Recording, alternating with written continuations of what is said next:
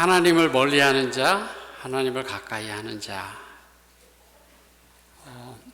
시편 73편 27절과 28절에 있는 말씀을 보겠습니다. 대저 주를 멀리하는 자는 어떻게 된다 그랬어요?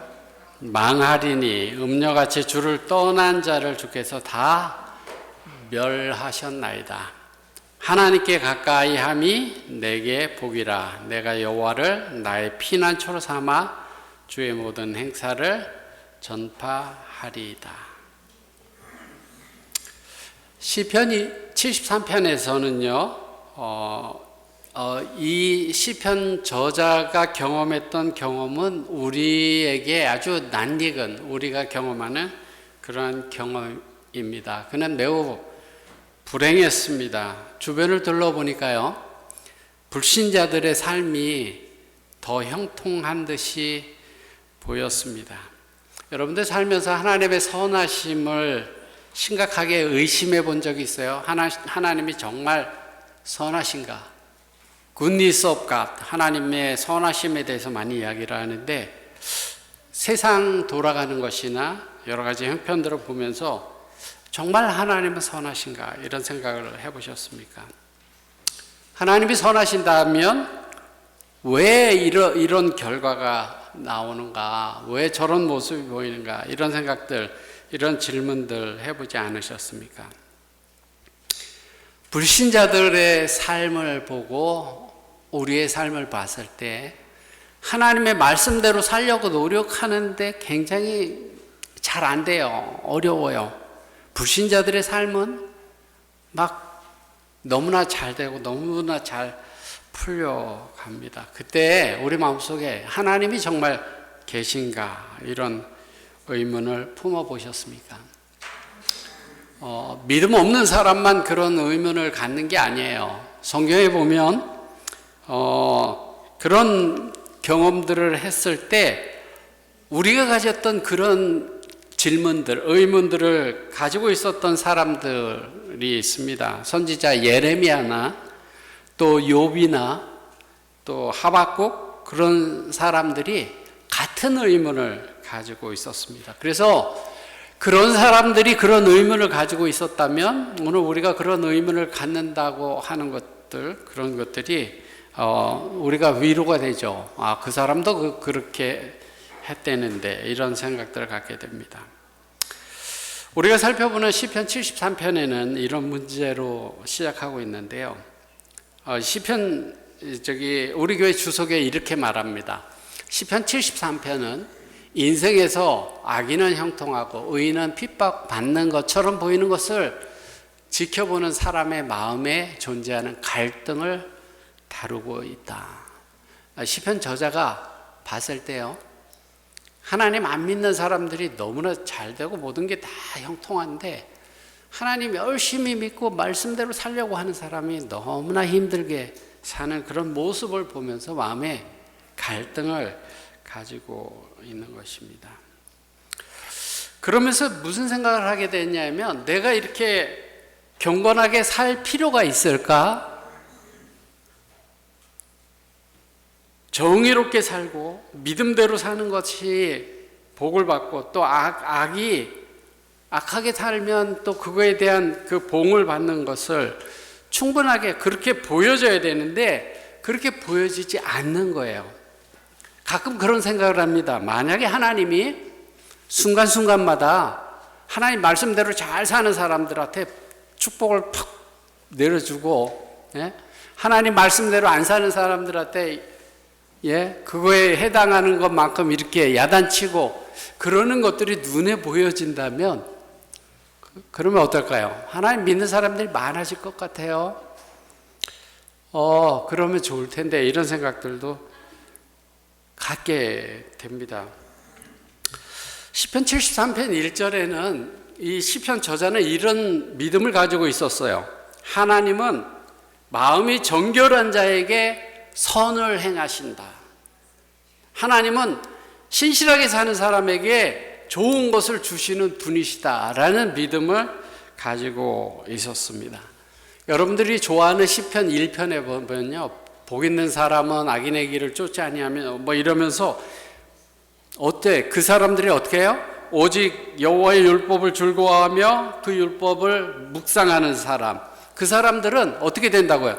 시냇가에 심은 나무가 시절을 쫓아 과실을 맺는 것처럼 잎사귀가 마르지 않고 그 행사가 다 형통하리로다. 그렇게 말씀하고 있는데 이것을 철석같이 믿는 사람이 이 시편 지금 73편을 쓰는 사람이에요.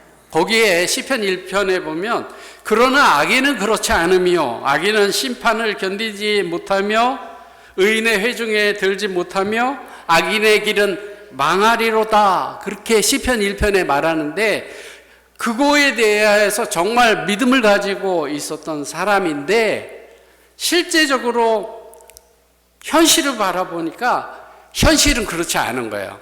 현실은 그렇지 않아요. 하나님 말씀대로 사는 사람은 그 복을 받고 악인은 그렇지 않는다 이렇게 얘기했는데 실제적으로는 그렇지 않은 반대의 모습들이 보이는 것입니다. 그래서 이 시인이 73편을 적은 이 시인이 시험에 들어갑니다. 그래서 나는 거의 실족할 뻔했다. 내 걸음이 미끄러질 뻔했다. 하나님 믿는 데에서 그냥 물러설 뻔했다. 그렇게 고백합니다. 의문이 생기면서 시험이 든 것입니다. 시험이 들면 신앙의 내리막길로 가게 되죠. 시험이 들면 점점 하나님으로부터 멀어지고 그렇게 되는데요. 이 시험에 든 이유가 그런 거였어요. 3절에 설명하는데요. 이는 내가 악인의 형통함을 보고 오만한 자를 질시하였다. I was envious of the boastful when I saw the prosperity of the wicked. 악한 사람들이 막 잘 되는 거 보면서 그냥 마음에 시험이 들었습니다. 여기서 봤다라고 하는 것은요, saw라고 써져 있는 이 단어를 정확하게 번역을 하면 그냥 본 게 아니에요. 보고 생각하고 관찰하고 조사했다. 그런 여러 의미를 가지고 있습니다. 그 사람들을 그냥 슬쩍 본 게 아니라 보고 생각하고 관찰하고 조사하고 뭐 해도 악인들이 너무나 잘 되는 거예요. 그 사람들이 어떤 상태냐면 이스라엘 사람들이 가장 좋아하는 상태, 샬롬은 아주 평안, 안녕 그런 상태예요. 오늘 우리로 말하면 해피니스. 그 악인들이 그냥 모든 게 해피하게 모든 게 다 잘 돼요. 악인들은 샬롬을 누리지 못하고 하나님 말씀대로 사는 사람이 샬롬을 느껴야 되는데 하나님 말씀대로 사는 사람들은 여러 가지 일들이 안 풀려갖고 걱정이 막 많고 악인들은 모든 것들이 생각하는 것보다 더 잘 돼갖고 그냥 샬롬한 그런 상태를 시인이 보면서 시험이 든 것이에요. 시인이 그것만 본 게 아니라 그 형통함을 봤다 그랬는데 그것을 4절에서 12절까지 쭉 보면은 그 악인들이 하나님 잘 안 믿는 사람들이 죽을 때도 고통 없이 죽어요. 오래 살고 죽을 때도 건강하게 죽어요. 그 힘이 강한 거네. 이게 하나님 믿는 사람들은 그냥 병 들어가고 막 고생 이렇게 사는데 하나님 안 믿는 사람이 오래 살면서 건강하게 살다가 그냥 건강하게 죽는 거예요. 보통 사람들은 살면서 고난이 있는데 그 사람들은 고난도 없어요. 재앙도 없어요. 재난도 없어요. 그리고 뭐라고 이야기를 하는가 하면 7절에 보면 저희 소득은 마음의 소원보다 많았다. 나 이만큼 벌었으면 좋겠다. 그 악인들이 생각하는데 그것보다 더 많이 버는 거예요. 그냥 돈이 굴러 들어오는 거예요. 그리고 그 사람들이 뭐라고 얘기했냐면 11절에 하나님 나쁜 일을 하면서 하나님이 어찌알랴 그렇게 이야기를 합니다. 그럼에도 불구하고 이 사람들이 문제없는 삶을 사는 거야. 시편 1편에 기록된 복 있는 사람, 의인에게는 시냇물이 그 시냇가에 심기운 나무가 그 번성하는 것처럼 그런 축복을 이 하나님 잘 안 믿는 사람들이 그 시편 1편에 기록된 축복을 그들이 받는 것 같아요. 그런 모습입니다. 그래서 그들의 모습의 결론을 이렇게 이야기를 합니다. 볼지어다 이들은 악인이라 항상 평안하고 재물은 더하도다. 이런 모습을 보면서 이 시편 기자가 생각하는 것은 공의로운 하나님이 어디 계신가? 그들에 대한 악인이 심판받고 의인이 잘 될 거라고 말씀하셨는데 왜 그런 모습이 어디 있는가? 이렇게 이야기를 하는 거야. 그러면서 시험이 든 것입니다. 그래서 시인이 13절에 뭐라고 말하냐면 내가 내 마음을 정하게 하고 내 손을 씻어 무죄하게 한 것 믿음대로 열심히 살려고 노력하고 고생하고 했던 그 모든 것들이 다 헛되다. 그렇게 이야기를 합니다. 굉장히 무서운 말인데요. 무슨 말이냐면 믿어봤자 소용없다 이런 이야기를 하는 거예요. 열심히 믿으려고 열심히 신앙생활을 하려고 했는데 아무 소용없더라 이런 말입니다. 저는 그런 이야기를 하는 그런 이야기를 들어본 적이 있어요. 제가 그런 이야기를 들으면 정말 마음이 아픕니다.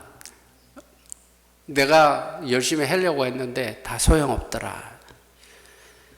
그 사람도 그런 이야기를 할 때는 그 믿음대로 살면 하나님께서 축복해 주시겠지 그러면서 매달리고 살다가 그렇지 않은 결과들 삶 속에서 그런 것들을 경험하고 그런 이야기를 하는 거죠. 지금 이 시편 기자도 그렇게 이야기를 했었죠. 그렇게 이야기를 했던 이 시인이 우리가 잘 아는 성경 말씀 17절에 보면 하나님의 성소에 들어갈 때 저희 결국을 내가 깨달았나이다 이렇게 이야기를 합니다. 여기 성소라고 하는 단어는 성소들이라고 복수로 써져 있습니다. 그 히브리어에서 복수로 쓰여지는 것은 사실은 위대함을 강조할 때 복수를 써요. 단수 복수가 딱 맞지 않고 맞을 때도 있지만 안 맞게 쓸 때가 있는데 복수로 쓸 때는 위대하다, 크다 뭐 이런 걸 강조할 때 복수로 쓰는데 여기 하나님의 위대한 성소에 들어갔다 이런 표현으로 이야기를 하는 것인데요. 여기 그냥 교회에 갔다라는 문자적인 의미보다는 하나님을 예배하고 하나님을 바라보기 시작했다. 그리고 깨달았는데 뭘 깨달았냐면 저희의 결국을 깨달았다. 그들의 종말을 봤다라는 거예요. 종말을 봤다라는 것입니다. 악인들의 종말을 본 거예요.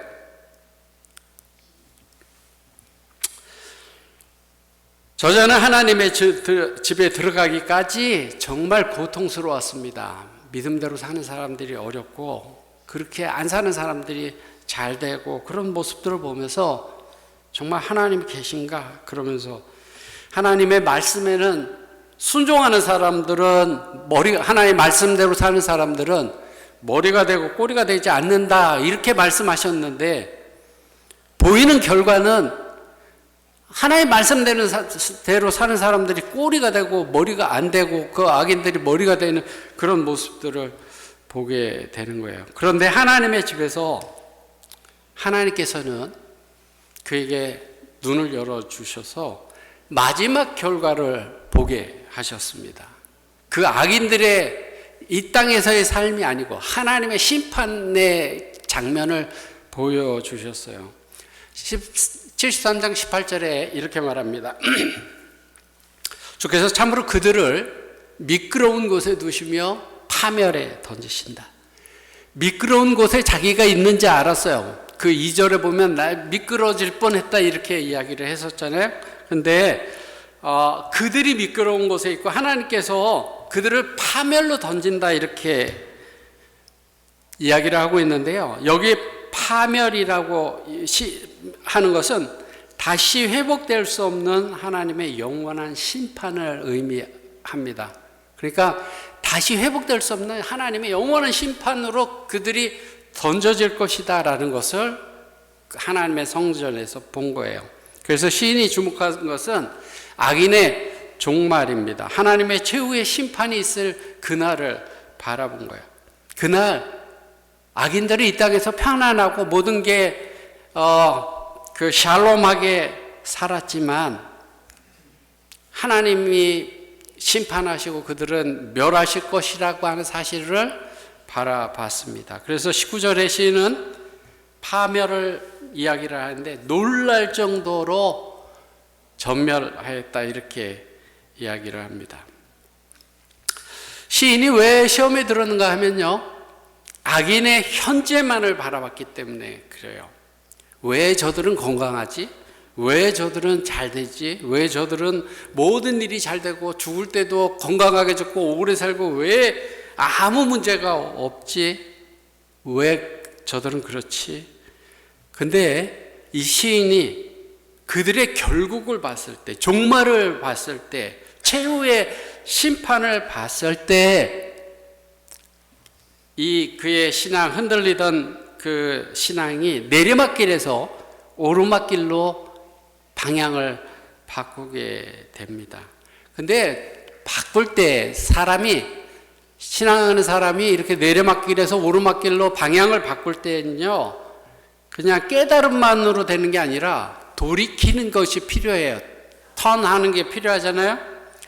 그래서 시편 73편 22절에 보면 21절, 내 마음이 산란하며 내 심장이 찔렸나이다. 내가 이같이 우매무지하니 주의 앞에 짐승입니다. 시인이 하나님을 예배하며 그들의 종말을 깨닫게 되자 마음이 슬펐고 양심이 찔렸습니다. 자기가 참 무지했구나 하는 걸 알았습니다. 내가 어리석은 게 참 하나님 앞에 짐승 같았다 그렇게 고백합니다. 이것은 회개입니다. 하마터면 시인은 믿어봤자 소용없어 라고 말할 뻔했습니다. 그것은 굉장히 무서운 일이죠. 그래서 자기 자신이 짐승 같았다 이렇게 고백하면서 회개합니다. 회개라고 하는 것은 우리의 신앙이 내리막길에서 오르막으로 바뀌어지는 그런 포인트가 되죠. 그리고 나서 시편 73편에는 유명한 성경절이 있는데요.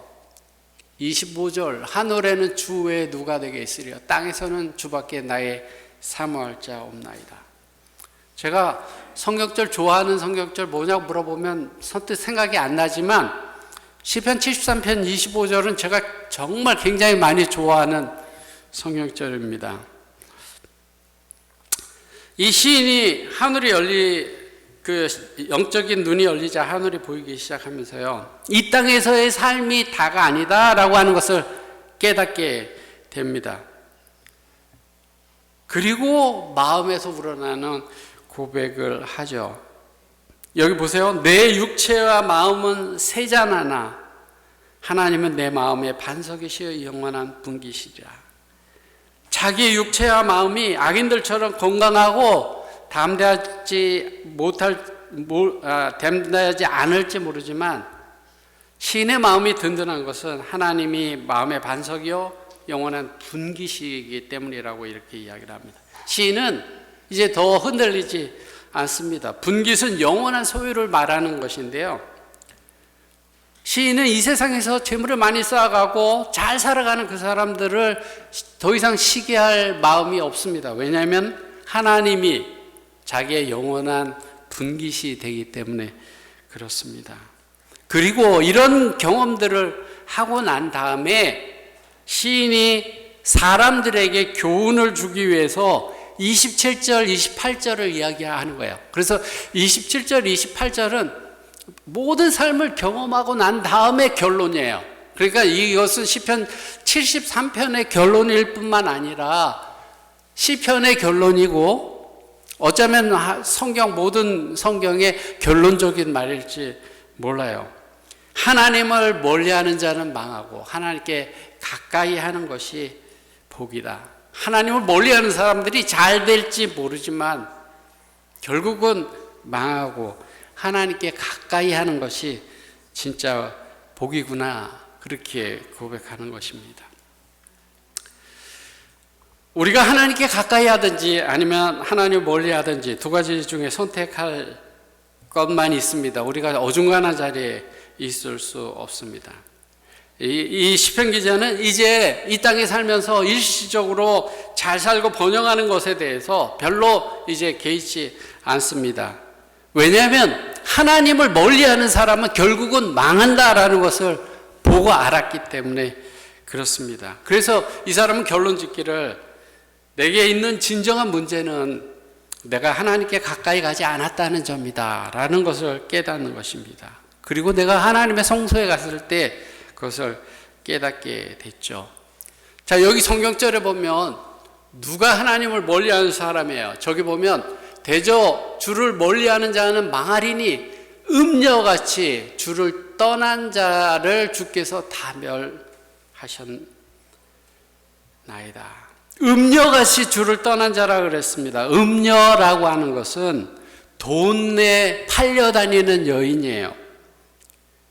음녀는 모든 사람들이 그 한 남자만 사랑하는 게 아니에요. 이 남자 저 남자든 돈을 주면 그 돈을 쫓아서 가는 사람을 이야기를 합니다. 하나님도 좋고 세상도 좋아해요.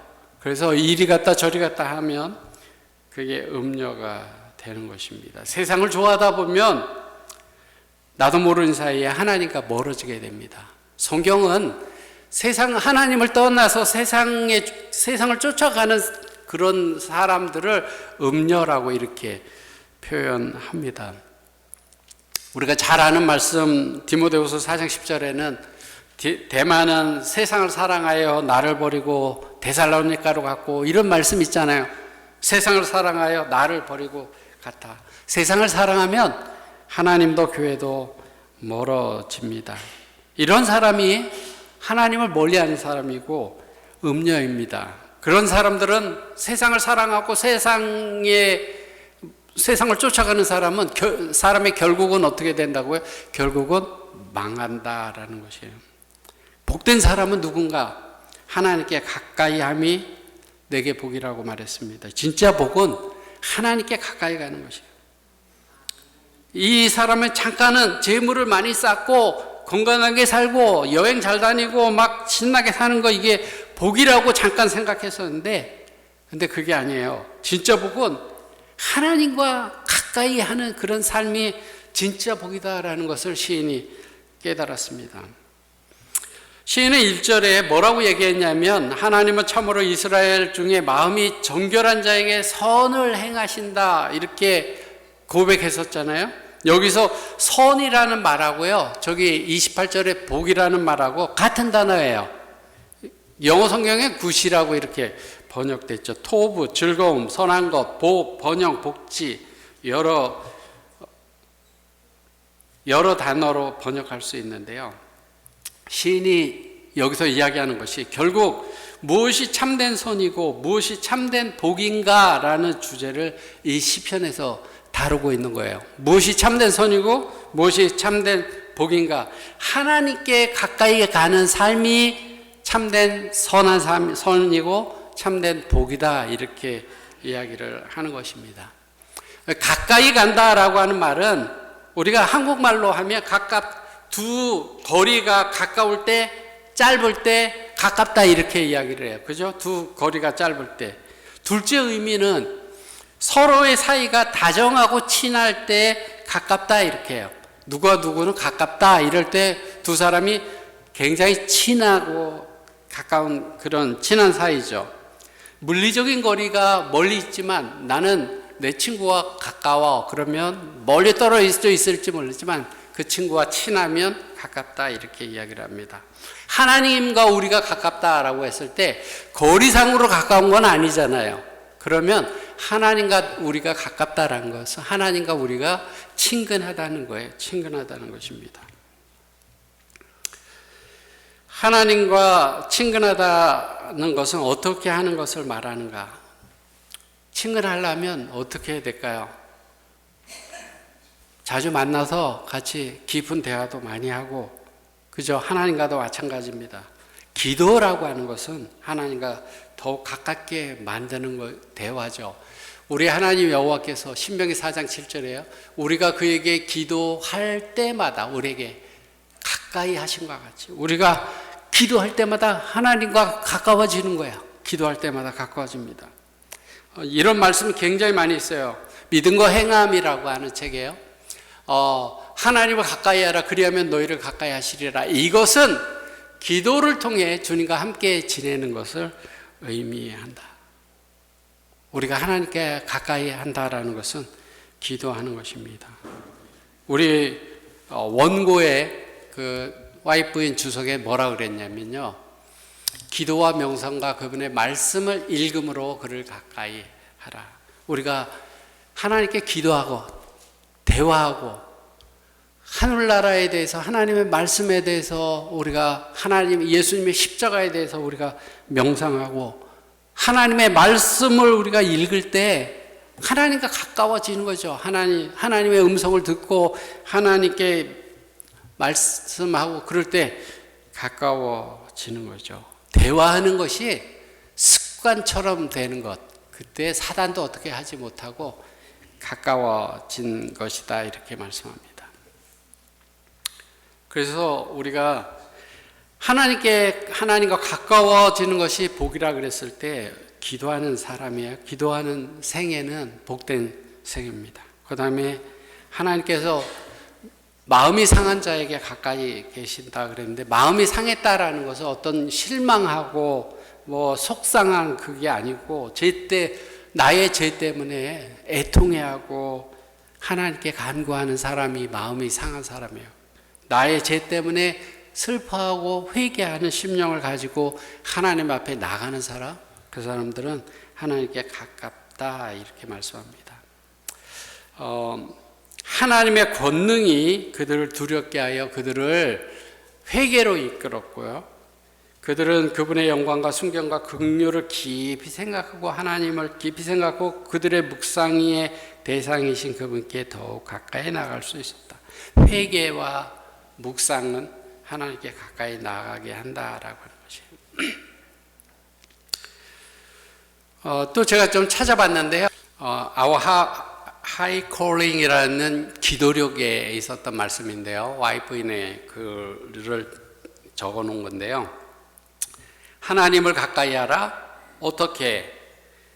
그대 자신의 마음을 은밀히 살핌으로써 어린이와 같이 진심으로 겸손하게 하나님을 의뢰함으로써 예수님께 그대의 모든 연약함을 고함으로써 그리고 그대의 죄를 자백함으로써 하라. 하나님께 가까이 한다라는 게 그렇게 할 때 그렇게 하라는 거예요. 그리고 우리 자신의 결함과 높고자 하는 욕망으로 가득 차 있음을 인식하지 않고는 하나님께 가까이 나갈 수 없다. 우리가 이런 죄된 마음을 가지고 있구나, 내 자신을 제대로 바라보지 못하고서는 하나님께 가까이 갈 수 없다 이렇게 말씀합니다. 우리가 하나님께 가까이 나아가고 싶죠. 하나님께 나아가고 싶은데요, 정말 하나님께 가까이 나아가기 위해서는 예수님의 공로가 필요합니다. 예수님은 하나님과 우리 사이에 막힌 중간의 담을 허셨다 이렇게 말씀하셨어요. 그래서 예수님의 공로를 통해서 우리가 하나님 앞에 나가게 됩니다. 여기 보세요. 부자 선지자에 있는 말씀입니다. 피와 향으로 말미암아 하나님께 접근하게 되어 있었는데 이것들은 크신 중부자를 가리키는 상징들이었다. 그분을 통해서 죄인들은 여호와 앞에 가까이 나갈 수 있으며 그분을 통해서만 자비와 구원이 회개하고 믿는 영혼에게 허락될 수 있다. 우리가 예수님을 통해서 예수님의 공로를 의지하고 하나님께 가는 것입니다. 시인이 왜 시험에 들었어요? 악인의 현재를 주목했기 때문에 시험에 들었습니다. 그가 어떻게 시험에서 빠져나오게 됐는가 하면요, 하나님을 예배하기 위해서 성전에 들어갔습니다.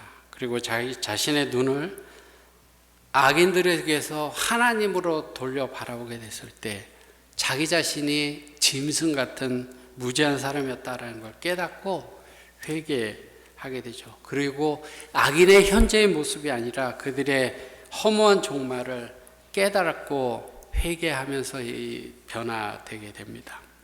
여러분들, 세상의 모든 것들은요, 잠시 잠깐에 지나가는 것입니다. 그래서 사도 요한이 그랬습니다. 이 세상도 정욕도 지나가되 오직 하나님의 뜻을 행하는 자는 영원히 거하느니라 그랬습니다. 그리고 고린도 후서에는 이렇게 이야기를 했습니다. 보이는 것은 잠깐이요 보이지 않는 것은 영원함이라.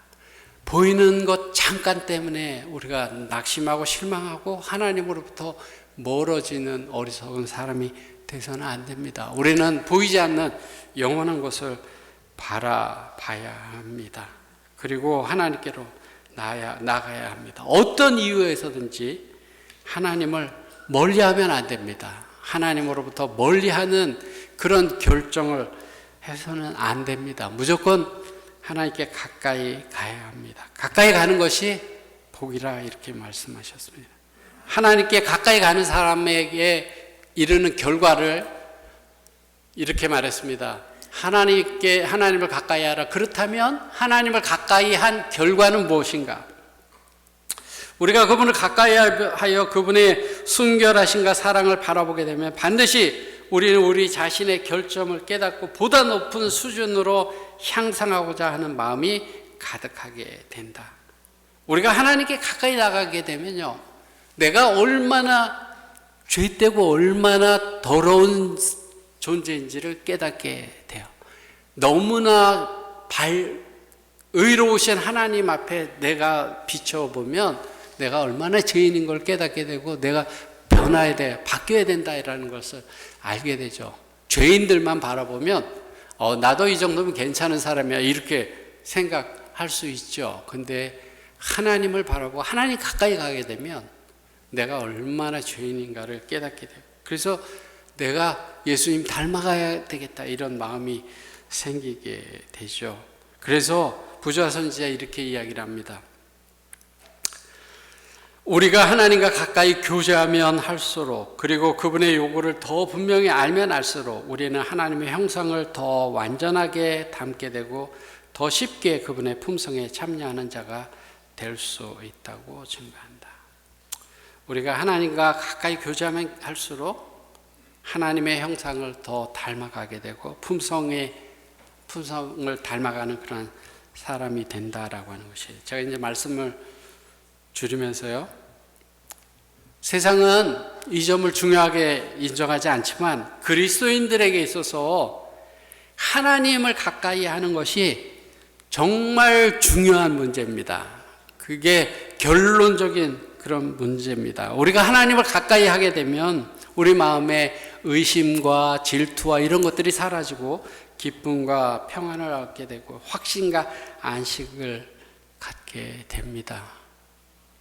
그리고 결과를 봤을 때 우리는 어느 편에 서야 할지를 알게 되죠. 그래서 오늘 이 시간 여러분들과 제가 정말 나는 하나님 가까이 하겠노라 결심하는 우리가 됐으면 좋겠습니다. 그래서 열심히 기도하고 열심히 말씀 보고 내 모습을 분명하게 깨달아서 하나님 앞에 신실하게 회개하고 변화되고, 그래서 하나님께 영광 돌리는 우리가 되기를 바라면서 말씀 마치겠습니다.